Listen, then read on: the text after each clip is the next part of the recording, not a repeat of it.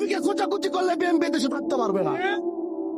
আপনারা রাজনীতি করেন শিবচর উপজেলা নিয়ে, আনজামান অস্থির করে গোটা বাংলাদেশ নিয়ে। আপনারা চিল্লা চিল্লি করবেন গ্রামে খেতে, আনজালা চিল্লা চিল্লি করবে বাংলাদেশের পার্লামেন্টে। চুপ করে থাকা মানে বারবার বলছি এটা কোনো দুর্বলতা নয়। আমি নতুনত্বের রাজনীতি চাই। আমি শিবচরের জন্য প্রতিহিংসা আধিপত্যের রাজনীতি আগামীতে দেখতে চাই না। আমি গত কয়েকদিন যাবৎ ভালো মতো খেয়াল করছি যে আমাদের কিছু ভাইরা তারা খুব লেখালেখি করছেন এবং খুব কথা বলছেন। তারা অন্য কেউ নয়, তারা আমার শিবচরের বিএনপি ভাইরা।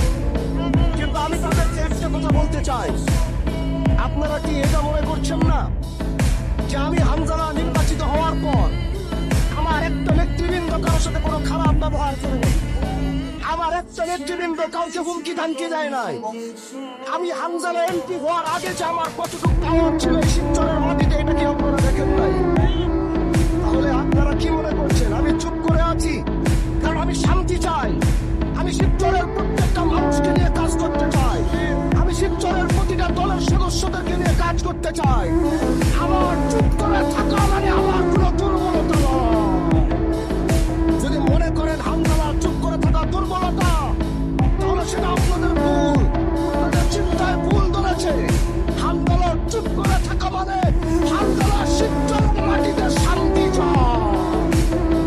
এজন্য বলছি, আসুন ভালোবাসা নিয়ে কাজ করি, আসুন কাঁধে কাঁধ মিলিয়ে কাজ করি। আমার জায়গায় যদি আজকে অন্য কেউ হতো, তাহলে আপনাদের কাউকে বাড়িতে থাকতে দিত না।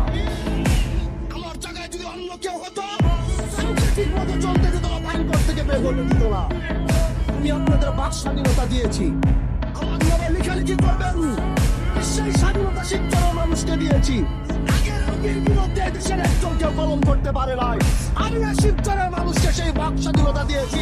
গঠনমূলক যদি সমালোচনা থাকে আপনারা করেন, আমার কোনো আপত্তি নাই। আমি শিবচরের সাংবাদিকদেরকে আমি সেই বাক স্বাধীনতা দিয়েছি, সেই কলম চালানোর অনুমতি দিয়েছি। যদি গঠনমূলক আলোচনা হয়, আপনারা আমার বিরুদ্ধে উঠান।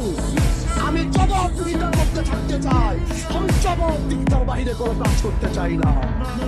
এই জন্য প্রিয় ভাইরা আমার, আমরা সুন্দর একটি সমাজ চাই, ইনসাফ একটি সমাজ চাই। আমি এই দেশে অন্যায় অবিচার দুর্নীতি মুক্ত করতে চাই।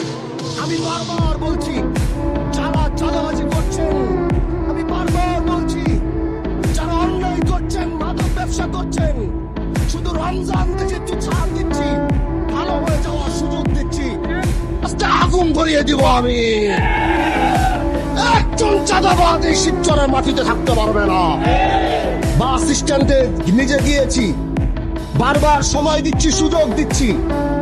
আমি সময় আর সুযোগ দেওয়ার কারণ হচ্ছে, আলহামদুলিল্লাহ নির্বাচিত হওয়ার পর এদেশের 50% মাদক ব্যবসায়ী আর চাঁদাবাজি কমে গেছে।